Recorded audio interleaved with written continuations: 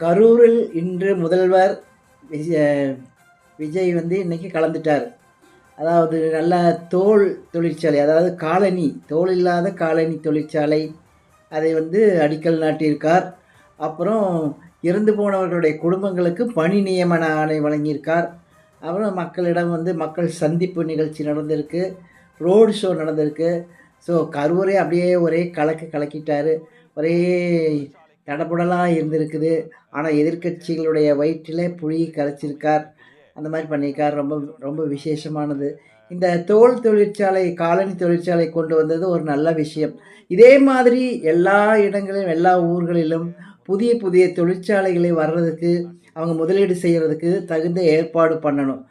கடந்த ஆட்சி மாதிரி ஒரு தொழிற்சாலை வந்ததுன்னா அதுக்கு கமிஷன் கேட்கறது, கரப்ஷன் பண்ணுறது, அந்த மாதிரி இல்லாமல் எல்லா ஊர்களுக்கும் எந்தெந்த சின்ன தொழிற்சாலைன்னு இல்லை, எந்த தொழிற்சாலை வந்தாலும் அந்த முதலீடை ஈர்க்கணும்.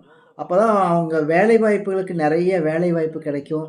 மக்கள் அதுக்கு அந்த தொழிற்சாலைக்கு தேவையான மின்சாரம், தண்ணீர், இந்த எல்லா வசதியும் செஞ்சு கொடுக்கணும்.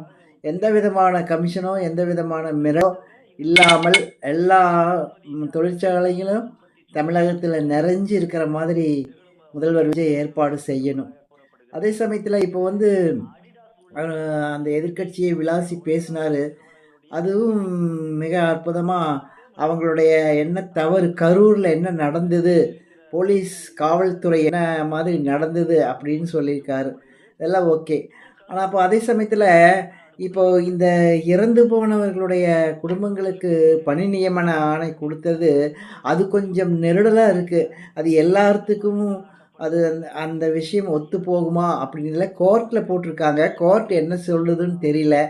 ஆனால் இது வந்து கொஞ்சம் யோசனை பண்ணி பண்ணியிருக்கலாம். இன்றைக்கே பண்ணணும்னு அவசியம் கிடையாது. இன்னும் ஒரு வாரம், ஒரு 10 நாள் கழித்து கோர்ட் என்ன சொல்லுதுன்னு பார்த்துட்டு கூட பண்ணியிருக்கலாம். ஏன்னா இது வந்து இப்போ நீங்கள் முதல்வராக வந்ததுனால தான் இந்த பணி நியமன ஆணை கொடுக்குறீங்க. முதல்வராக வரலைன்னு என்ன பண்ணுவீங்க? உங்கள் கட்சி சார்பில் நீங்கள் கொடுத்தீங்க, நீங்கள் பண்ணுறீங்க, அதெல்லாம் ஓகே. ஆனால் அரசு சார்பில் அப்படி எடுத்து கொடுக்கறது வந்து கொஞ்சம் யோசிக்க வேண்டிய விஷயம்தான். அதுதான் இப்போ கொஞ்சம், ஏன்னா இது வந்து ஒரு முன்னுதாரணமாக போயிடும். எல்லாம் யார் இறந்தாலும், எப்படி கூட்டத்தில் இருந்தாலும் அவங்களுக்கு அரசாணை, 30 பேர் இருக்கிறாங்க, 20 பேர் இருக்கிறாங்கன்னா அவங்களுக்கெல்லாம் உடனே அரசு பணி அப்படிங்கிறதெல்லாம் வந்து முடியாத காரியம்.